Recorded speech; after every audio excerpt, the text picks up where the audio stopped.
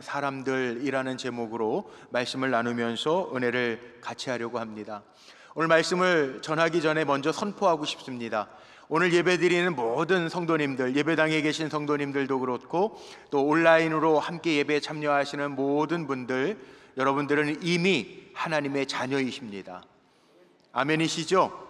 예, 우리는 하나님의 자녀예요. 이미 하나님의 자녀예요. 구원받은 하나님의 백성입니다. 하나님의 자녀라고 하는 말이 들려질 때 우리의 머릿속에는 떠오르는 이미지들이 있습니다. 하나님의 자녀?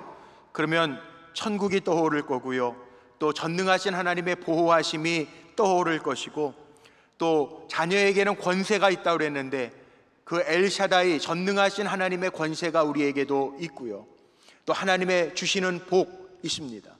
우린 이미 하나님의 자녀입니다.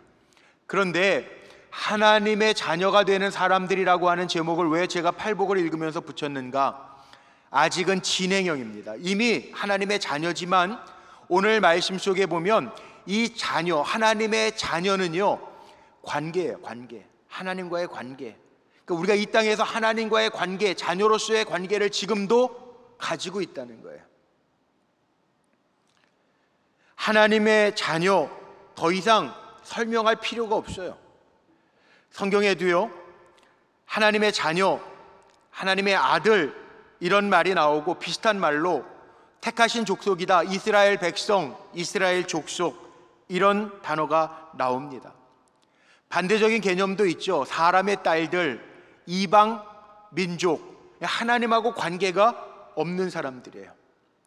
보통 우리가 다른 사람에게 내 자녀를 소개할 때 내 아들입니다, 내 딸입니다, 내 자녀들입니다, 그럼 더 이상 말할 것이 없어요. 마찬가지예요. 오늘 예수님께서 주님을 따르는 이들에게 누가 하나님의 자녀가 되느냐? 화평케 하는 사람, 그들이 복이 있는데 하나님의 자녀라, 하나님의 아들이라 일컬음을 받을 것이라. 오늘 이 말씀을 유진 피터슨 목사님의 번역본인 메시지 성경으로 읽어드리면 이렇습니다. 경쟁하거나 다투는 대신에 협력하는 모습을 보여주는 너희는 복이 있다. 그때 너희는 진정 자신이 누구이며 하나님의 집에서 자신의 자리가 어디인지 알게 된다. 이 화평케 하는 자라고 하는 것은 요즘처럼 경쟁이 치열한 시대, 경쟁해서 다른 사람을 아프게 하거나 다른 사람에게 오히려 모함을 하거나, 요즘 대선을 앞두고 여야 할 것 없이 경쟁자들이 나오면 어떻게든 상대방을 깎아내려야 자기가 올라가는 이런 마음을 취하는 것이 아니라 어떻게 하라고요? 다투지 아니하고 마음을 잘 못 는 사람, 그런 사람이 복이 있다라고 말씀하고 있어요. 지난 주일에는 6번째 복을 나누면서 마음이 청결한 자가 복이 있다고 그랬습니다. 마음이 깨끗한 자, 복이 있어요. 그건 개인이 잘 자기의 마음을 주님 모시고 깨끗하게 성령에 의지하여 살아가는 개인적인 거예요. 그런데 화목해 하는 것, 이거는 나와 너 사이의 관계 속에서 일어나는 거예요. 그래서 우리라고 하는 공동체 속에서 우리가 가져야 될, 준비해야 될 태도를 말씀하고 있습니다. 미국에 유명한 공대들이 많이 있죠. 스탠포드 대학도 있어요. 또 카네기 대학 같은 데가 있어요. 그런데 오래된 이 카네기 대학, 공과대학에 성공한 사람들을 30년 후에 한번 연구해 본 사람들이 이런 리포트를 내놨습니다. 공대니까 엔지니어들 아닙니까? 기술과 실력을 가지고 있는 사람이 성공하는 사람들 아니에요? 그런데 인생 30년이 지난 후에 그 사람들, 성공한 사람들을 연구하고 조사하고 리포트하다 보니까 그 성공한 사람들 가운데 자신이 가지고 있는 엔지니어로서의 기술들, 그 중요하지만 성공하는 요소 가운데 그 비중은 15%밖에 안 된다는 거예요. 나머지 85%는 뭐냐? 인간관계라고 하는 사실을 사람들이 이야기했다는 거예요. 그런데 우리도 살아가면서 깨닫잖아요. 제일 힘든 게 인간관계지만 관계에 성공하는 사람들이 진짜 성공하는 사람들이에요. 관계 잘하는 사람들, 자기만 생각하는 사람은 관계를 잘할 수가 없습니다. 다른 사람을 생각하지 아니하는 사람이 관계를 잘할 수가 없습니다. 관계는 나 혼자서만 되는 것이 아니기 때문에 그렇습니다. 저도 목회하면서 중요한 것이 관계라고 생각해요. 그래서 대학원 과정에서는 상담학을 공부를 했어요. 어떻게 하면 관계를 좀 더 잘하는 목회자가 될 수 있을까? 관계가 쉽지 않잖아요. 물론 목회가 관계로만 되는 건 아닙니다. 하나님의 말씀도 영감 있게 잘 준비하고 전해야 되고, 또 좌로나 우로나 치우치지 아니하고 하나님의 말씀의 법도대로 또 치리할 수도 있어야 되고, 행정적인 능력도 가져야 돼요. 그러나 사람이 살아가는 세상이기 때문에 관계가 참 중요하더라고요. 그래서 저는 이렇게도 표현을 해요. 관계 잘하는 사람들 보면, 목회적인 용어지만 어떻게 보면 관계 잘하는 사람들은 세 가지 신방을 잘하는 사람인 것 같아요. 여러분들도 동의하실지 모르겠는데, 관계 잘하는 사람들에 보면 특징이 있더라고요. 입의 특징이 있어요. 저는 그냥 목회적인 단어로 신방이라는 단어로 쓰지만, 입으로 신방하는, 잘 신방하는, 어려운 일 있을 때 칭찬해주고 격려해주고 위로해주는, 용기를 주는 입의 신방이에요. 전화를 통해서라도. 또 손으로 하는 신방도 있어요. 선물을 나누거나 어려운 이웃이 있을 때 사랑을 나눌 수 있는, 펼 수 있는 섬기는 손.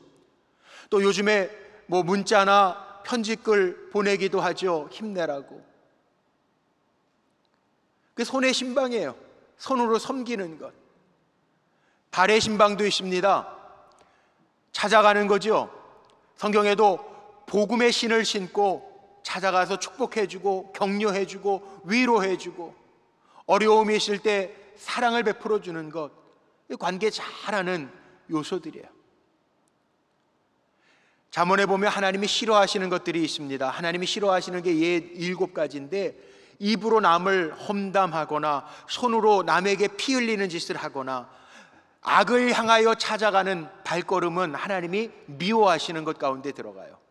그러나 반대로 하나님 우리에게 주신 말, 언어의 축복을 가지고 다른 사람들을 세워주고 칭찬해주고 격려해주고 위로해주고, 우리의 손을 펴서 섬겨주고, 우리의 발을 이용해서 복음의 신을 신고 찾아가서 많은 사람들을 위로하고 섬길 수 있다면, 그 관계 잘하는 복 있는 사람이에요. 저는 우리 불꽃교회 성도님들이 이런 관계를 잘하는 복 있는 성도님들이 되기를 먼저 주의 이름으로 축복합니다. 그런데 이 축복만 한다고 되는 건 아니더라고요. 관계라는 게, 관계적인 측면에서 보면 사람과 사람 사이의 관계에 있어서요, 잘하는 사람이 있습니다. 우리가 대인관계가 원만한 사람이야, 이렇게 표현하는 사람이 있고요. 또 한편에는 대인관계가 원만한 게 아니라 엉망인 사람들이 있어요. 사람과 사람 사이에 정말 잘 관계를 맺으면서 온화하게 평안하게 사는 사람이 있는가 하면, 관계를 못해서 그 사람 때문에 늘 아픔이 있고 사람들이 피해가는 사람들이 있다는 거예요. 오늘 말씀 속에 보니까요, 화평케 하는 사람이 복이 있대요. 화평케 하는 사람. 무슨 말입니까? 인생의 복이 뭡니까? 진짜 복이 뭐예요? 부족할 것이 없을 정도로 넉넉한 물질을 가진 사람이 복 있는 사람입니까? 아니면 자기가 할 수 있는 거 다 할 수 있겠다 싶을 정도의 권세를 가진 사람이 복이 있는 사람입니까? 지금까지 7번째 복을 나누는데, 예수님은 8복을 이야기하시면서 뭘 가진 사람, 갖춘 사람이 복이 있다라고 말씀하신 부분이 하나도 없어요. 하나님은 복을 주시는 하나님이시고, 주님께서 지금 8가지의, 주님을 따르고 있는 사람들에게 8가지의 복을 선포하고 계시는데, 이 복이 뭐냐 하면 다른 게 아니에요. 분명하게 이야기합니다. 어떠한 사람이 복이 있다. 애통한 사람이 복이 있다. 마음이 온유한 사람이 복이 있다.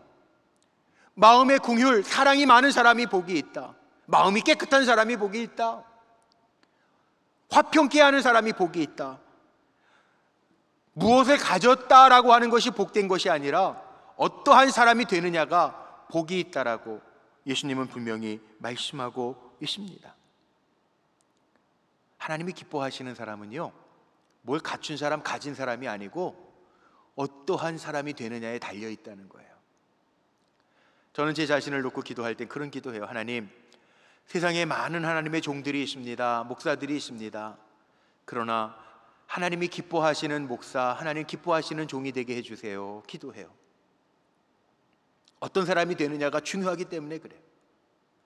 뭘 가졌느냐, 뭘 자랑하는 거 내세우느냐, 뭘 얼만큼 배웠느냐가 중요한 것이 아니라 하나님 기뻐하시는 종이 되기를 원하기 때문에 그래요. 말씀을 준비하면서도 우리 사랑하는 성도님들이 복, 우리가 흔히들 이야기하는 뭘 갖고 갖추는 복이 아니라 사람 됨됨이에 대한 것을 주님이 말씀하고 계시다면 우리 불꽃교회 오늘도 예배드리는 모든 성도님들이 하나님이 보시기에 흡족한 됨됨이를 갖춘 복 있는 사람이 되시기를 축복합니다. 우리가 신앙생활하면서 이거 가지고 씨름해야 돼요. 내가 어떤 사람이, 긍휼이 넘치는 사람이 되기 위해서, 사랑이 많은 사람이 되기 위해서, 마음이 청결한 사람이 되기 위해서, 어떠한 사람이 되기 위해서, 화평케 하는 사람이 되기 위해서 씨름해야 돼요. 단순히 건강, 좋은 직장, 하나님 내 자녀에게 좋은 배우자, 사업의 성공, 뭘 갖기 위해서, 갖추기 위해서 씨름하는 사람들이 아니라 예수님도 말씀하셨잖아요. 진짜 복이 어떤 물질이나 명예나 어떤 가문을 이루는 것이 아니라 진짜 복을 말씀하시면서 어떤 사람, 이거 정말 복 있는 사람이야. 마음이 가난한 사람이 복 있는 사람이야. 마음에 긍휼함이 넘치는 사람이 복 있는 사람이야. 마음이 정말 깨끗한 사람이 복 있는 사람이야. 주님 그렇게 말씀하시잖아요. 오늘 화평케 하는 자가 복이 있다고 말씀하세요. 화평케 하는 사람, 저나 여러분이 화평케 하는 사람이 되기를 주의 이름으로 축복합니다. 화평케 하는 사람이 어떤 사람이에요? 화평케 하는 사람이, 원어 성경을 찾아보니까 화평케 하는 사람이 복이 있는데 이 화평케 하다라고 하는 것을 묶어서요, 보통 제가 그런 표현 많이 쓰죠. 평화, 화평이라는 단어는 성경에 참 많이 나와요. 성령의 9가지 열매 중에 하나이기도 해요. 그런데 이 화평이라고 하는 단어가 구약 성경 히브리어 언어로는 우리가 잘 아는 단어 샬롬이라는 단어로 나오죠. 샬롬. 신약 성경 헬라어 원전에 보면 에이레네라는 단어를 사용합니다. 주님이 너희에게 평화를 주러 왔노라 에이레네라는 말이에요. 그런데 화평케 하는 사람은 이 에이레네라고 하는 평화와 포이오이라고 하는 화평케 하는 사람이라고 하는 단어가 합쳐진 거예요. 이 포이오이라고 하는 단어는요, 만들어가는 사람, 행하는 사람을 표현할 때 씁니다. 평화를 만들어가는 사람, 평화를 행하는 사람이 복이 있다. 에이레노 포이오이라는 단어를 써요. 영어 성경을 찾아보니까 NIV 영어 성경에 보니까 우리가 잘 아는 단어 있죠. 피스메이커, 평화를 만드는 사람, 그렇게 표현되어 있더라고요. 그런데 세상에는 평화를 만들어가는 사람만 있나요? 평화를 깨는 사람들이 있어요. 피스 브레이커, 피스페이커, 요즘에 위장된 평화, 이렇게 겉으로만 외식된 평화를 말하는 사람들도 있죠. 피스페이커, 이런 단어들이 나오더라고요. 그런데 우리는 정말 이 평화를 만들어가는 사람이냔 말이에요. 평화를 만들어가는 사람 누구예요? 그냥 단순히 착한 사람일까요? 싸움 난 데 가서 말리는 사람이 평화를 만들어가는 사람일까요? 그냥 소극적으로 아무것도 안 하면서 그냥 평안하게 살아가는 사람이 평화를 만들어가는 사람일까요? 그런 말씀이 아니에요. 그럼 평화를 만들어간다라고 하는 의미는 어떤 의미가 있을까? 우리나라 같은 경우에도 더 평화가 필요하죠. 문화에 따라서 인사가 다른 거 아세요? 제가 이민 목회를 한 10년 했잖아요. 캐나다에 가서. 서양에 가서 이민 목회 할 때 보니까 외국 사람들을 만나면요, 엘리베이터 앞에서나 뭐 버스 타는 데서나 이렇게 이웃들 만나면 그냥 아주 가볍게 인사해요. 굿모닝 아니면 하이, 반가워, 뭐 좋은 아침이야, 이렇게 인사해요. 근데 한국 사람들 만나면은 인사할 때 보통 안녕하세요, 별일 없으시죠, 이렇게 인사하잖아요. 왜 그렇게 인사할까요?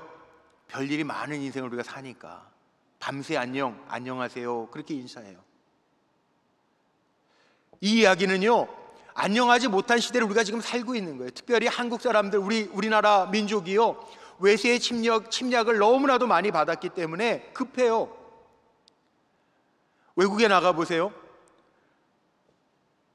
택시 문고리 잡고 뛰는 백성은 한국 사람밖에 없어요. 외국에 가서 이렇게 버스 정류장에 있으면 버스가 저기서 오면은, 그때 버스가 다 쓰면은 그때 정류장에서 앉아있던 사람들이 일어나서 버스 타는데요, 한국 사람인지 아닌지 알 수 있는 방법은 버스가 저기서부터 오면 한국 사람은 먼저 일어나서 인도에서 내려가서 차도에 가 있어요. 한국 사람, 한국 사람이구나 알 수 있어요. 이게 다르더라고요. 아마 안녕하세요라는 인사는 하도 별거가 많은 세상이니까 별일 없으시죠, 평안히 하셨죠, 이런 뜻의 문화가 담겨져 있는 인사인 것 같아요. 그런데 정말 평화가 깨지긴 깨진 것 같죠. 우리가 사는 세상은 평안한 세상이 아니에요. 지난 주간에도 아프가니스탄 사태, 탈레반이 2001년 미국 쌍둥이 빌딩 이후로 숨어 다니다가 20년 만에 지금 아프가니스탄 정권을 탈환해가지고 비행장에서 비행기 뜨는데 보셨습니까? 비행기 차에 매달리는 거, 기차에 매달리는 그림은 많이 봤는데, 비행기 바깥에 매달려 있다가 비행기가 이륙한 지 몇 초 지나지 않아가지고 위에서 떨어져서 두 젊은이가 죽었다라고 하는 거, 끔찍하더라고요. 정말. 물론 지구 반대편에서 일어나는 일들이지만 우리가 아프간 위에서도 정말 기도해야 되겠다, 기도부터 일단 시작해야 되겠다라는 마음이 들 정도고, 지난 한 주간의 뉴스들 보니까 그 아프간 엄마들이 아이를 철조망 바깥으로 이 아이만이라도 좀 살게 해달라고 던지는 그런 기사들을 보면서 평화라고 하는 것이 깨져 있는 세상을 우리가 살고 있구나라는 생각이 듭니다. 이스라엘 사람도 마찬가지예요. 하나님의 백성이라고 했던 이스라엘 백성들도요, 그들은 샬롬이라는 인사말을 합니다. 지난주 새벽 예배 때 사사기 6장에 보니까 기드온이 하나님의 사자 만나고 죽을 것 같을 때 하나님이 걱정하지 마라, 너 죽지 아니한다. 기드온이 그 제단을 쌓으면서 여호와 샬롬, 하나님과 평화하다라고 하는 단어를 쓰죠. 이스라엘 백성들도 얼마나 파란만장한 인생을 삽니까? 430년 동안 애굽의 종살이도 했습니다. 바벨론 포로기도 경험합니다. 로마에게 주후 70년경에 로마에게 멸망해서 지배도 당합니다. 이스라엘이 1948년도 독립하기까지 2000년 동안 나라 없이 흩어져 있던, 디아스포라라고 이야기하죠, 흩어진 유대인으로 살아갔습니다. 이스라엘 사람들이 깨달은 게 있죠. 평화는 사람이 만들어내는 것이 아니라 하나님이 주시는 거다. 그래서 여호와 샬롬, 하나님의 평화라는 거예요. 하나님의 평화, 하나님의 주시는 평화, 진짜 평화는 내가 만들어내는 것이 아니라 하나님이 주시는 것이 평화라고 하는 고백이 담긴 인사, 샬롬, 하나님이 주시는 평화입니다 라고 하는 인사를 해요. 왜 그렇습니까? 하나님이 세상을 처음 만들어 놓으셨을 때에는 평화로웠어요. 하나님 보시기에 좋았어요. 인간들이 죄에 빠지기 전에는 사랑이 넘쳤어요. 하나님과 인간이 교제했어요. 하나님의 음성이 아담에게 들려졌어요. 아담에게 모든 권한이 부여가 돼요. 에덴에서 누릴 수 있는 모든 복을 누렸어요. 이게 평화의 상태예요. 그런데 그 평화가 언제 깨집니까? 죄가 인간 세상에 들어오면서부터 그 하나님의 주셨던 평화가 깨집니다. 죄라고 하는 게 이렇게 무서워요. 우리가 하나님 앞에 나올 때마다 정결하게 나와야 될 이유가 여기에 있어요. 죄 짓고 사는 사람들은 하나님 앞에 나올 때 왠지 모르게 꺼리게 되고 숨게 되죠. 아담이 죄에 빠졌을 때 평상시에는 하나님과 아담이 교제하셨는데 하나님이 아담아 아담아 내가 어디에 있느냐, 어디에 있는지 몰라서 물으신 것이 아니에요. 내 상태가 지금 어디에 있느냐 하나님 물으시는 거예요. 하나님과 인간 사이에도 죄라고 하는 것이 들어올 때 평화가 깨진 거예요. 사람과 사람 사이는요 마찬가지예요. 부부관계도요 죄라고 하는 게 들어오면 깨집니다.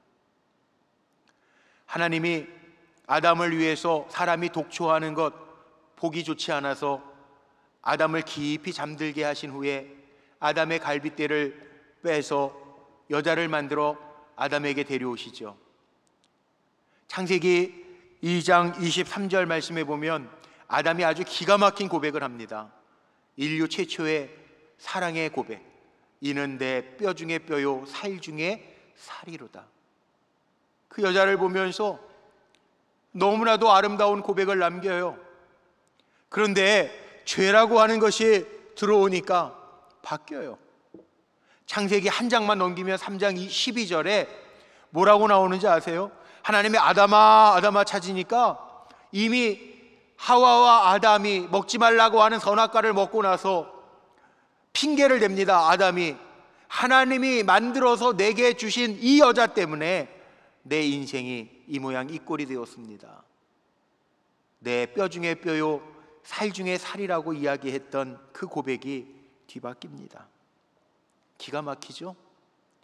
죄가 들어오니까 아내와 남편 관계도 깨져요. 아내와 남편 관계만 깨졌나요? 형제 관계였던 가인과 아벨을 보세요. 가인이 아벨을 왜 죽였습니까? 그냥 단순히 미워서요? 동생이 미워서? 아닙니다.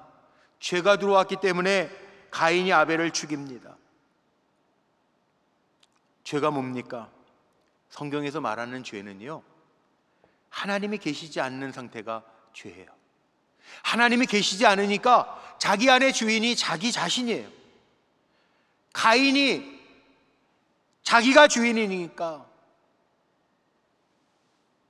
자기의 동생 아벨을 보면서 견딜 수 없어요. 하나님이 기뻐 받으시는 예배를 보면서 견딜 수가 없어요. 그래서 동생 아벨을 죽여버려요. 거꾸로 한번 생각해 보세요. 가인의 마음속에 하나님이 살아계셨다면, 하나님이 계셨다면 어떻게 아벨을 죽일 수 있겠습니까? 인생의 모든 원인은, 평화가 깨지는 원인은 다른 데 있는 게 아니에요. 죄에 있어요. 하나님이 없이 행하는 것 모든 게 죄입니다. 아니, 하나님이 안 계신 것 자체가 죄입니다. 모든 것의 원인이 여기에 있습니다. 정욕, 탐욕, 이기주의, 나만을 생각하는 것, 자기 중심의 근원은 바로 하나님 안 계심 없음이에요. 우리가 평화가 깨지는 모든 원인이 어디에 있는지를 가만히 생각해 보면요, 인간의 잘못 때문에 그런 것이 아니에요. 리더의 문제가 아니에요.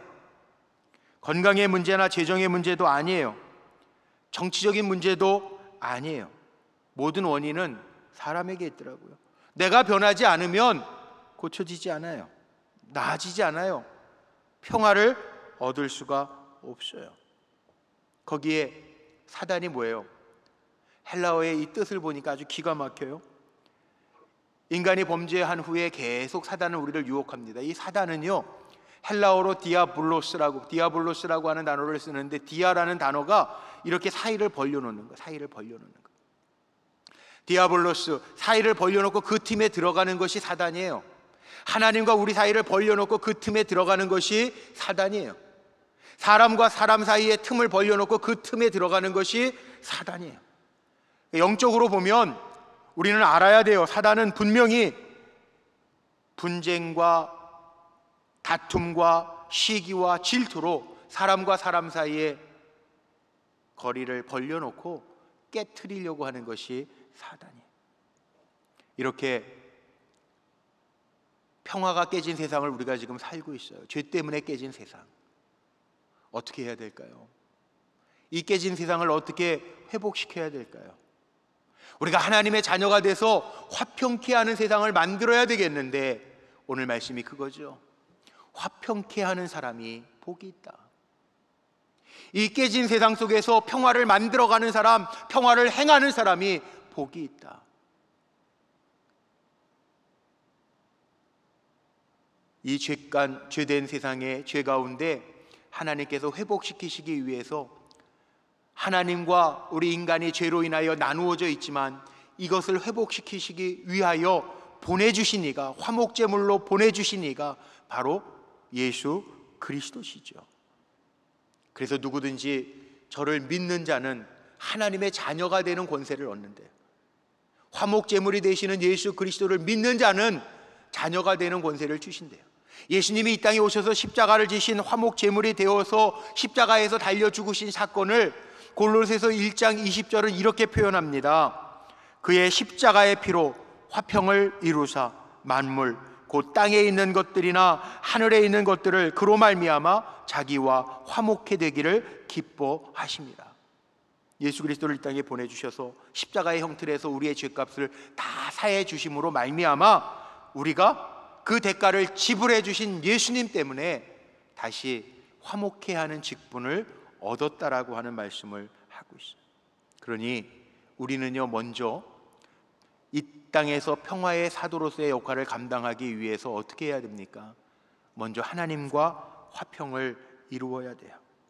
하나님과 화평을 이루지 아니하면 안 돼요. 그래서 이사야서 48장 22절 말씀해 보니까 여호와께서 말씀하시되 악인에게는 평강이 없다 하셨느니라. 악인에게는요, 평강이 없어요. 그러니까 우리는 하나님께로 돌아와야 평강을 누릴 수 있어요. 하나님과의 관계 회복이 먼저입니다. 하나님은 예수 그리스도 안에서 우리와 화목되기를 기대하고 화목되기를 기뻐하십니다. 예수님도 이 땅에 오셔서 십자가를 대신 져주시기 전에 우리에게 말씀하셨어요. 평안을 내가 너희에게 주노니. 요한복음 14장 27절에 보면 평안을 주님이 주시는, 위로부터 주신다는 거예요. 내가 만들어내는 게 아니라 평안을 내가 너희에게 주노니, 너희에게 주는 이 평안은 세상에서 주는 것과 같지 아니하니라. 너희는 마음에 근심하지 말고 염려하지 마라. 주님이 주시겠다는 거예요. 평화를 위에서부터 주시겠다는 거예요. 그래서 찬송가 412장 후렴에 그래요. 평화 평화로다 하늘 위에서 내려오네. 평화는 위에서부터 내려오잖아요. 하나님이 위에서부터 주신 그 평안을 주시겠다고 약속해 주셨어요. 그래서 우리는 위로부터 주시는 하나님이 주시는 평안을 얻기 위해서 하나님과 평안해야 되죠. 십자가라는 게 그거 아니에요? 여러분, 십자가의 모습을 보면 가로선과 세로선이 만난 것이 십자가예요. 예수님 지신 십자가. 그 십자가를 설명하면서 신학적으로는 이렇게도 표현하죠. 수직의 관계, 하나님과 죄인된 인간의 관계가 이어져야 되고요, 수평의 관계가 있어요. 나와 이웃과의 관계가, 하나님과 나와의 관계가 회복되고 나와 이웃과의 관계가 회복되는 것, 이게 십자가의 사랑이라고 우리는 이야기를 합니다. 그래서 예수 잘 믿는 사람, 하나님하고 회복된 사람은요, 가정 안에서도 화목해야 되고 사람들과의 관계 속에서도 어디에 있든지 화목해야 돼요. 잠언에 보면 잠언 17장 1절 말씀에 이런 말씀도 있습니다. 마른 떡 한 조각만 있고도 화목한 것이 제육이 집에 가득하고도 다투는 것보다 낫다.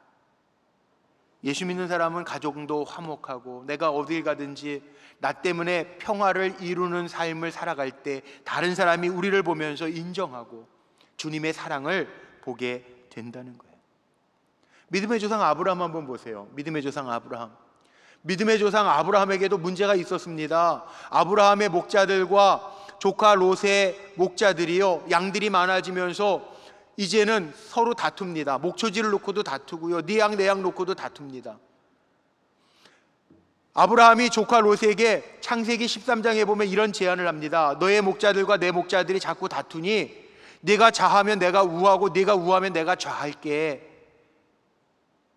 그러면서 아브라함이 롯에게 먼저 네가 원하는 땅 선택해라, 화목의 평화의 대사로서의 사명을 감당하는 이야기가 성경에 나오고 있어요.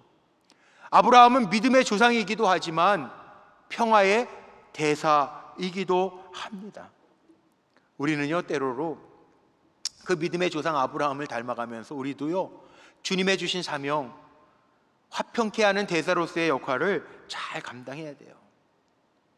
그러면 하나님의 자녀 됨을 보여주실 것이고, 하나님의 자녀 된다라고 하는 것은 하나님이 부모가 되셔서, 아버지가 되셔서 우리를 전적으로 책임져 주실 거라고 하는 약속이에요, 약속. 말씀을 준비하면서 제가 생각난 사건이 하나 있어요.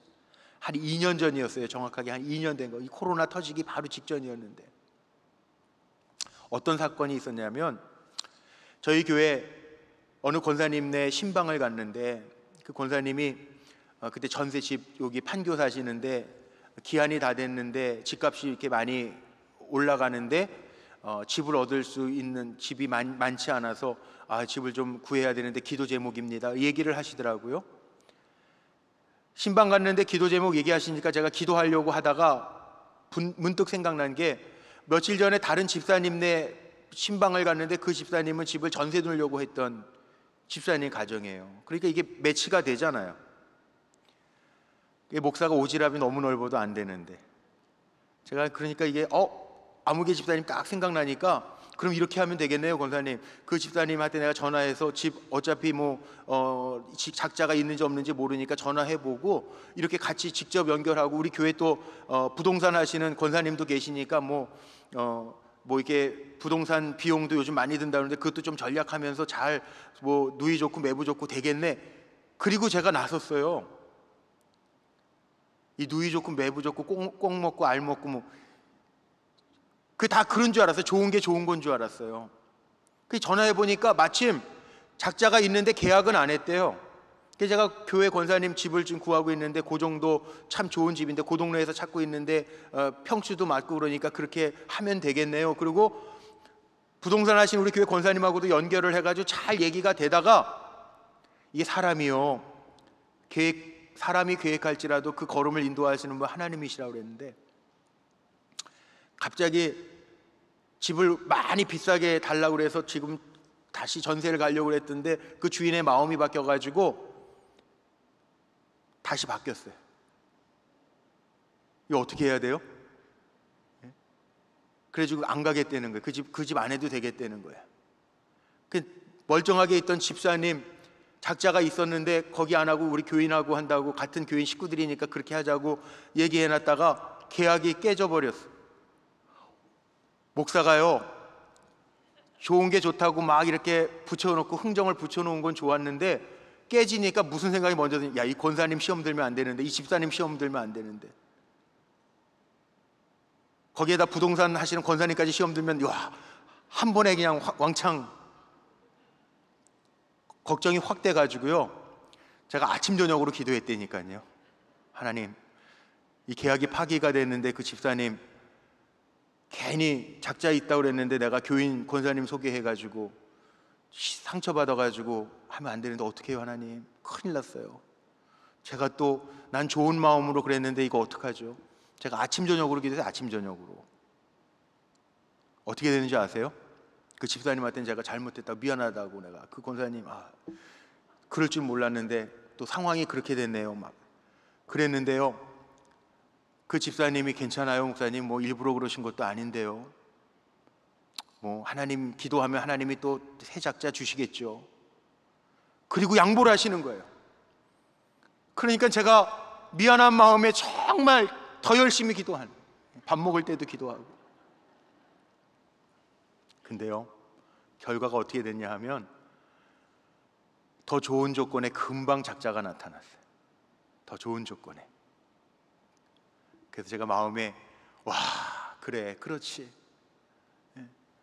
권사님 때문에 집사님이 삐질 수 있는데 그 집사님이 넓게 괜찮아요, 하나님 주시겠죠. 그리고 평화롭게 양보를 했는데 하나님이 손해보이게 안 하시고요, 더 좋은 걸로 채워주셔서 금방. 그걸 보면서 제가 이 말씀이 생각나더라고요. 그래, 하나님과 평화를 이루고 하나님의 말씀대로 사람과 평화를 이루려고 그렇게 평화를 행하면서 만들면서 살려고 하면 하나님의 자녀가 되는 복, 하나님의 아버지가 되셔서 다 책임져 주시는 그 은혜를 베풀어 주시지. 그게 마음속으로 깨달아지더라고요. 여러분 기억하세요. 하나님과 내가 평화를 또 이루면 다른 사람하고 우리는 평화를 이루면서 살아야 돼요. 그러면 결단코 하나님은 우리를 손해보게 하시는 하나님이 아니에요. 그래서 성경에 보니까 우리에게 주님 뭐라고 말씀을 할 수 있거든 너희는 모든 사람들과 평화하라고 말씀하고 계세요. 심지어는 산상수훈 가운데 있는 말씀이죠. 오늘 5장 9절의 말씀을 읽었는데 5장 23절 4절 말씀에 보면 얼마나 평화가 중요하냐면 예수님이 이렇게 말씀하세요. 만약 하나님 앞에 예배 드릴 때, 제사 드릴 때 제물을 가지고 제사 드리려고 제사 드리다가 형제와 불화한 것이 생각나거든 제물은 그 자리에 놔두고 형제에게 가서 화목하게 한 다음에 와서 제사를 드려라, 이렇게 얘기합니다. 예수님이.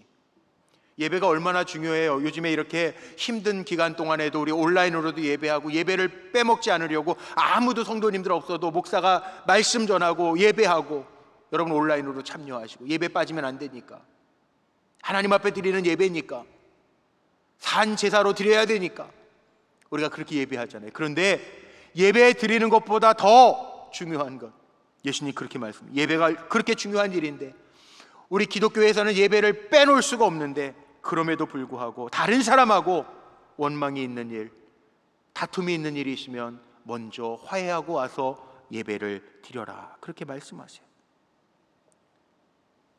이 시간에 예배 드리면서도 혹 마음 가운데 다른 성도들하고 불편한 관계에 있는 분들도 있을지 몰라요.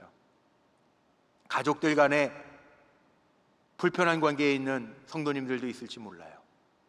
오늘 서두에 얘기했던 것처럼 손을 펴고 입을 열고 발로 찾아가서 화해의 손을 내밀면 제가 감히 선포합니다. 다음 주에는 더 평안한 예배, 하나님의 주시는 은혜가 갑절로 더하여질 줄로 믿습니다. 평화하라는 거예요. 화평을 만들어 가라는 거예요. 그 사람이 받아주고 안 받아주고는 그 사람의 문제예요. 우리는 손을 먼저 내밀라는 거예요. 평화를 만들어 가라는 거예요. 그러면 하나님의 자녀가 되어서 하나님의 아들과 딸이 되어서 하나님이 책임져 주시는 은혜를 보게 될 것이라고 하는 말씀이에요. 여기로만 그치려고 하지 아니하고 마지막 세 번째 한 가지만 더요.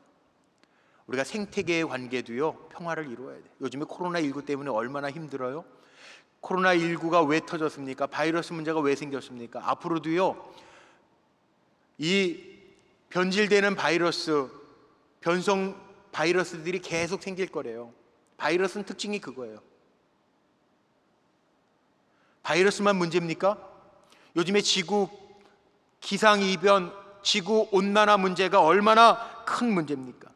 하나님 우리를 지으시고 하나님의 형상대로 지으시고 세계 만물을 우리 손에 맡겨주셨는데 잘 다스리고 정복해라, 이 생명계를 돌보라고 우리에게 위임해 주셨는데 우리가 너무 인간적인 탐욕을 가지고 세계를 정복하면서 살다가 보니까 지금 이렇게 어려운 큰 생태계의 위기들을 만나고 있잖아요. 그러니까 우리는요 평화의 도구가 돼서 생태계 우주 만물과의 관계도 잘해야 돼요. 쓰레기 줄이는 일에도 좀 앞장서야 되고요. 뭐 일회용품 안 쓰기 그러면 뭐 내가 안 쓴다고 뭐 줄여줘 이런 마음 갖지 말고 나부터라도 먼저 시작하자, 그런 마음 가지고 우리가 좀 평화의 도구로 나아갈 때 우리의 삶의 터전도요 지켜지는 거예요. 안 그러면 공멸이에요, 공멸. 기상이변을 보면서 이게 남의 일처럼 안 보이더라고요. 뭐 IT에서 지진 났다고 그러죠. 지진 나는 게 남의 일처럼 보이지 않아요. 지구가 뜨거워지고 기상이변, 빙하가 녹기 시작하고 인도네시아 같은 데, 자카르타 섬 같은 데는 잠긴대죠. 그럼 우리는 괜찮아요? 아니에요. 공멸이에요, 공멸. 같이 망하는 거예요.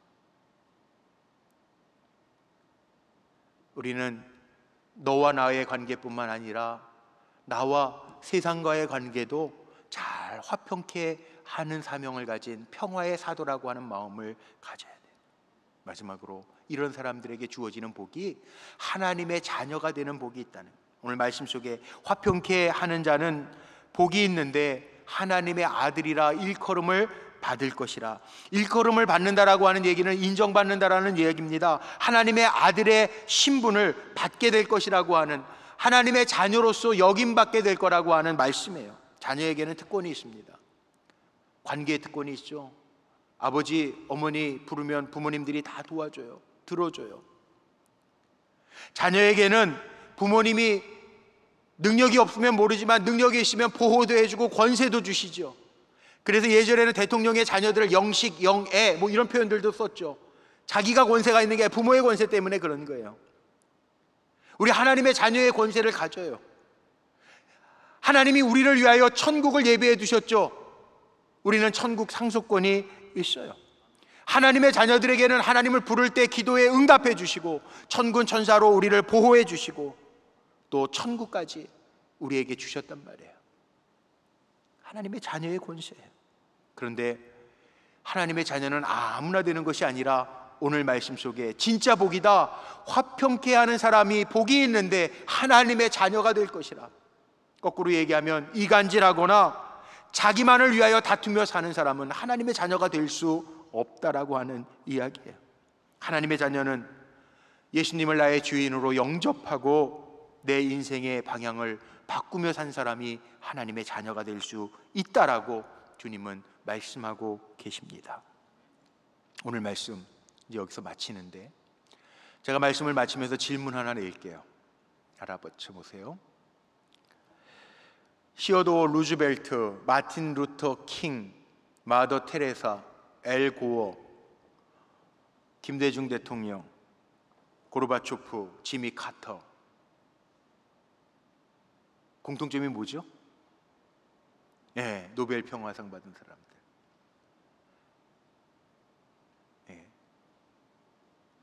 노벨 평화상을 받으면, 제가 말씀을 준비하다가 봤더니 상금이 있대요. 얼마를 주냐 하면 예나 지금이나 100만 달러의 가치, 동일하게, 예전에는 액수가 좀 적을지 모르지만 100만 달러의 가치의 상금을 준다는 거예요. 노벨 재단에서. 우리 식으로 얘기하면 10억이에요. 10억을 상금으로 준다는 거예요. 대단하죠? 평화를 만드는데 앞장선 사람에게 10억 상금을 준다는 거예요. 그런데 화평케 하는 자는 복이 있나니 하나님의 아들이 될 것이라. 하나님의 자녀는요 10억 주고 살 수 있어요? 아니요. 저는 그렇게 얘기하잖아요. 하나님이 함께 하시는 복이 가장 큰 복입니다를 늘 선포하는데, 하나님의 자녀가 되는 복, 하나님의 자녀가 되어서 하나님의 보호를 받고 하나님의 주시는 권세를 누리는 복, 이거는 10억 가지고 살 수 없어요.